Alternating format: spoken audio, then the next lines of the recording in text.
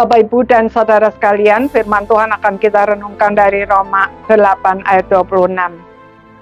Demikian juga Roh membantu kita dalam kelemahan kita, sebab kita tidak tahu bagaimana sebenarnya harus berdoa. Tetapi Roh sendiri berdoa untuk kita kepada Allah dengan keluhan-keluhan yang tidak terucapkan. Dan Allah yang menyelidiki hati nurani mengetahui maksud Roh itu, yaitu bahwa Ia sesuai dengan kehendak Allah berdoa untuk orang-orang kudus.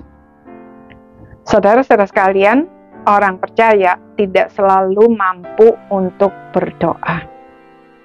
Ada kalanya pergumulan yang berat membuat kita tidak tahu bagaimana harus berdoa. Terkadang kita jatuh ke dalam dosa dan itu menjadi penghalang antara kita dengan Allah. Selain itu, ketidakpercayaan bahwa Allah sanggup dan mau menolong kita juga bisa menjadi penghalang bagi kita untuk berdoa. Bahkan, saat kita merasa sudah berdoa dengan benar, bisa jadi apa yang kita doakan adalah sesuatu yang membahayakan hidup kita, sebab kita tidak tahu apa yang akan terjadi bahkan 5 menit dari sekarang. Pada kenyataannya, seringkali kita tidak tahu apa yang benar-benar baik bagi kita.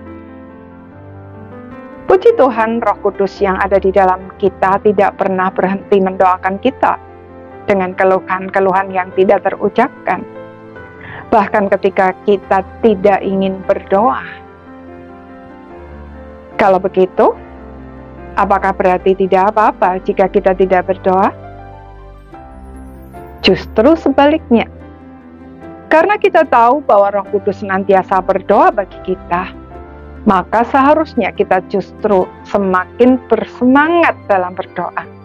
Sebab kita tahu bahwa bagaimanapun tidak mampunya kita berdoa, doa kita tidak akan pernah sia-sia. Dan yang lebih penting adalah doa merupakan sarana komunikasi kita dengan Allah. Melalui doa kita bisa mengenal Allah dan menikmati kehadirannya. Kapan saja, di mana saja, dan dalam situasi apa saja. Melalui doa kita juga mengenal diri kita sendiri, kebutuhan-kebutuhan kita yang terdalam, dan mendapat pemenuhan di dalam Tuhan. Sehingga hidup kita diubahkan dari dalam menjadi semakin serupa dengan Tuhan Yesus. Melalui doa kita juga bisa menjangkau sesama kita, di mana saja, kapan saja, dan dalam situasi apa saja, bahkan mereka yang tidak mungkin dijangkau dengan cara lain.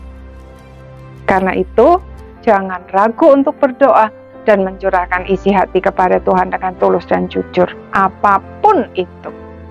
Sebab Roh Kudus senantiasa berdoa untuk kita dengan keluhan-keluhan yang tidak terucapkan dan membuat doa-doa kita berkenan kepada Tuhan serta berdampak bagi semua yang kita doakan. Amin.